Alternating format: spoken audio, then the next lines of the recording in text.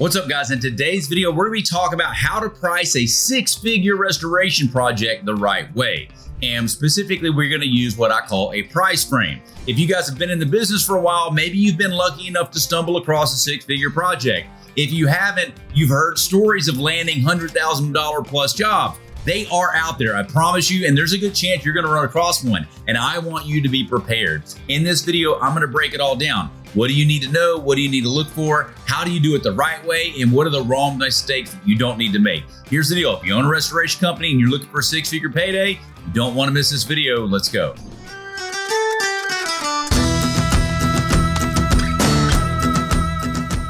If I were running a restoration company today and a builder called me for a request like this, I'm pretty sure I would not be head over heels to jump in on the project. And here's probably the reason why.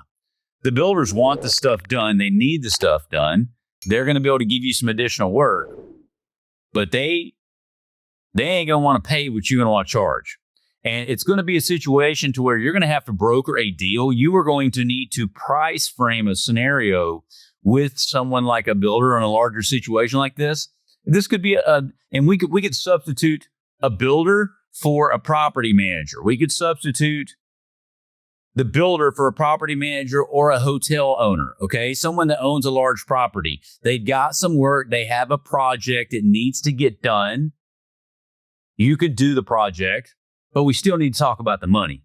And we need to talk about some expectations. And I want to share this with you guys because, let's just give everybody perfect context for those that join us. What we're talking about here is right now, I moved out of my house because we've got a water intrusion issue and we have mold and we have leaks inside my house. And so this builder has had this issue throughout the neighborhood and they've been bringing in, and when I say they had this issue, over 27 homeowners have had issues similar to this, okay? So they're jumping out in front of it and they're making it right? They're not using just a single restoration company because I've seen several different ones. That's probably a good idea too, to kind of diversify a little bit about what you're doing. But the bigger idea is this: what do you do as the owner of a restoration company? What do you do when someone calls you with a need and they want to get this thing done? They need to get it done, but it doesn't have a defined scope and we don't know exactly what they want to pay. And they're basically saying, well, it's a blank checkbook. Is it? Is it a blank check? It's blank, all right. There ain't no numbers on any of the checks. So the problem is it's still blank, but once you start putting pay to the order of on there, that is when it may become a bigger issue, okay?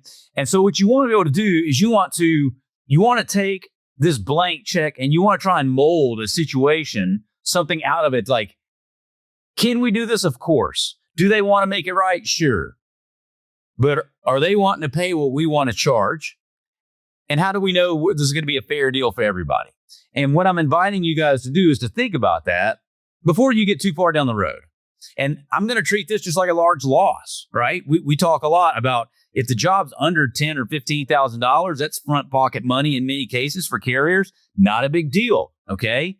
But we're talking about moving somebody out of a house. And I mean, this one's going to be a six-figure deal easily, probably a couple of six figures, because they're tearing out 3 bathrooms, showers, kitchens are stripped down. You know what I'm saying? Like in our situation, we're displaced for 4 months with an $11,000 per month. So they're paying almost $50,000 in rent.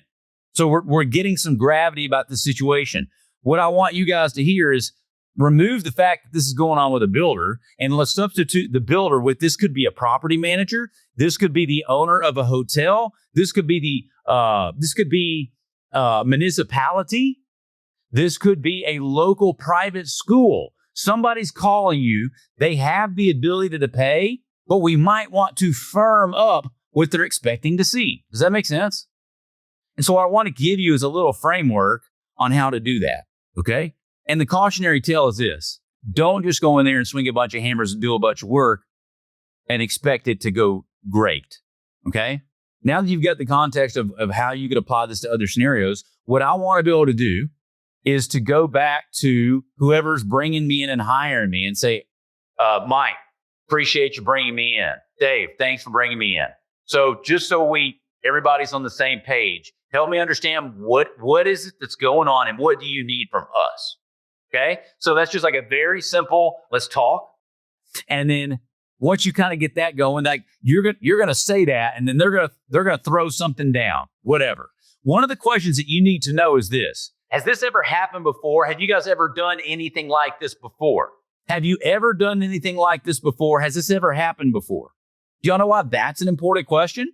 Because if it has happened before, okay, there should be some frame of reference of some prior expectation. They've already addressed this. So let's talk about how that went, okay? Because first off, I don't want to just shoot a number out of the sky. Could I do it for 50 grand? Sure. Could I do it for 90 grand? Sure. Could I do it for less than that? Sure. We haven't even defined the scope yet, fellas. Does that make sense? We haven't defined the scope. So have you done this before? If so, when? What did it look like? And what was the scope there? And roughly, how did y'all handle the pricing and how did that work? So get some ideas of what they've done before. What did they pay before? How did it go? Was it a good experience or bad experience? Pro tip. If it was a great experience, you probably wouldn't be talking to them right now. These are helpful because you're going to find out what their expectation is. And this is going to go back. We're not even price framing yet. We're trying to figure out, are they level 1, level 2, or level 3 type people? Okay. Like what ballpark are we in? And guys, I would do this very often. Let's talk about my unrehabilitated contractors on this call that are still doing construction and recon. Let's throw a little segment out there. Let's make this concrete for you because here's how I would handle this a lot. When I would go meet someone for a remodel or an addition or a kitchen or bathroom or something, I would always meet with them and say, before I meet with them, I'm qualifying them a little bit on the phone. So an example is, hey, so you guys are trying to get a bathroom done. So is this something let's just assume it's going to be a bathroom, right? I'm going to give a really small number, a kind of a middle number, and a big number, right? And I'm going to kind of make them self-select on who they are and where they are while they kind of get an idea for who I am too. Does that make sense? So, okay, so you're looking to get your bathroom remodeled. Great. Tell me, Katie, how long have you guys been thinking about this, right? Have you already gotten some numbers? Where are you in process, right? Find out if they use anybody else. Where else are they? And then last was like, just so I can get an idea. Are you guys trying to get this done for like 3,000, 30,000, 300,000? Like where are you trying to be? Because if they're trying to do it for 3, no way we're involved. Okay. And 30 grand may be large for a bathroom, but let's say it's an affluent or it's a master bath. This is not hard to spend 30 grand in a master bathroom, right? But if they're trying to get a shower done for 3 grand, we know we ain't going out there, right? And what you'll probably find, who wants to take a guess? When I say 330 or 300, who wants to take a guess what their response is going to be? You want me to tell you? All the way closer to 30, right? I was hoping I could get it done for about 25. Is that possible? And I'm like, well, sure, maybe. Sure, not a problem. I just want to get some idea of where we're at. And so do y'all see how helpful that is? Shooting out the 3 numbers, one that's way too low, one that might be a little bit aggressive, a little higher than normal or roughly around that, and then one that's too high. Because that way they're going to have to go somewhere in the middle. And if the middle is not acceptable, they're probably going to try and reframe you somewhere, aren't they? And is that information helpful for you guys? I would say so. Bringing this back to like this builder situation, we want them to kind of tell us what have they done before and where are they? Okay. And once we get the ballpark price of where we want to be, so I always call it level 1, level 2, level 3. The first question, 330 or 300, is this worth me driving out there? Yes or no? This is really applicable in a mold remediation for you guys, right? Before you go out there to go look at mold or something like that. Is this something I want to go look at? Yes or no? And then if it is something I want to go look at, we want to go out there and let's just stay on the construction example. Once I go look at that thing, once I get there, I'm really saying, okay, I'm looking at the house and I'm wondering, show me your Pinterest ideas. Pinterest is like a great tool for contractors. Like, get it all out in front of me now. Because I want to know, right? Like, do these people have Escalade taste? Or are they going to go with like a standard Chevrolet? Level 1, level 2, level 3. And then once we get an idea of what they're after, then we're going to know a little bit better. And then that's where we're going to come up with the feasibility study, the price range. You know, earlier we talked about, is it 330 or 300? So we got them pegged around the $30,000 mark. So I'm going to look at everything they're looking at. And I'm going to say, listen, based on everything that I have seen. And now I'm going to story frame it. Usually in situations where I come out and meet someone like you and they show me pictures like this, usually these projects will come in somewhere between $26,000 and $36,000.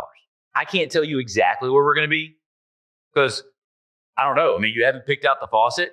You haven't picked out the tub.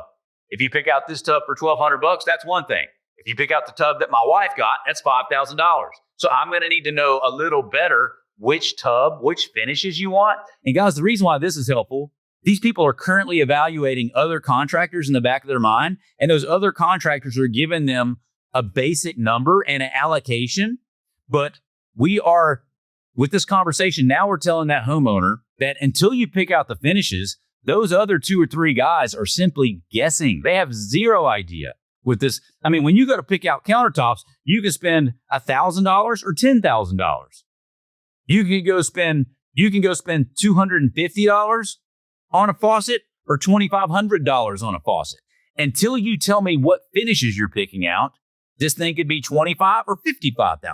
And these things make sense to your client. Does that make sense? And then once you've established some doubt into the back of their mind, then you can say, listen, here's our process. It's going to be somewhere between 26 and 36. We'll have a feasibility study. I just need to run you through a selections process. Okay. And our selections process is this. It's $1,000 deposit. We'll meet with you, go through the showroom, and you're getting a financial commitment out of that person. Just a financial commitment. And here's how I started getting 50% margins on my construction, ladies and gentlemen. If you tell them it's going to be between 26 and 36, if they give you that $1,000 commitment, they are not working with anybody else. They're not going to pay you $1,000 to give them a detailed number while they can get free numbers from other people. Does that make sense? They're not going to give you $1,000 if they're still trying to get free numbers for those people. And the reason why that matters is the minute they give you that $1,000, you already know that as long as that final price is somewhere between 26 and 36, you got a sold project. Does that make sense? Bring this back in for a landing for restoration or any other large loss or large job that you might be doing. You want to be able to set some framework of expectation. Have you ever done this before? If so, when? How did it go? Roughly, how did that work? Is there anything that, obviously you're not using them. You're calling me now. So did something go wrong? Why aren't you using them again? That's a really good point. Because if the money was right, but the experience was wrong, then you might be able to charge more money. Does that make sense? But you need to know all that information. And everything that we do in sales, it's all about finding out information. It's all about getting intel. Okay? So once we find out what it is and we price frame it, now we know where can we go.